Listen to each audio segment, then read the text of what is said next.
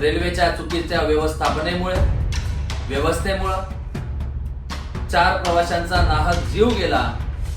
ही घटना ताजी असताना रेल्वेमध्ये मारहाण होते, वादावादीचं रूपांतर मारहाणीमध्ये जातं। सदरील पीडित महिला ही रक्तबंबाळ होते आणि ही रक्तबंबाळ झालेली महिला ज्यावेळी दाद मागण्यासाठी पोलिसांकडे जाते तर तिला तक्रारीपासून रोखलं जातं, तिला घाबरवलं जातं।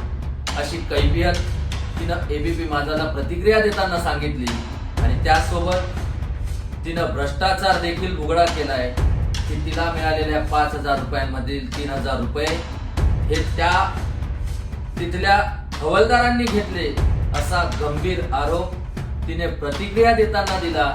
म्हणजे यामुळं एकच प्रश्न हा इथं या ठिकाणी उपस्थित होतो, रेल्वे प्रशासनात रेल्वेमधून प्रवास करत असताना महिला सुरक्षित नाहीत का?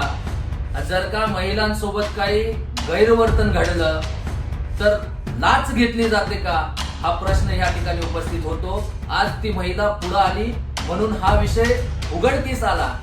अशा कितीतरी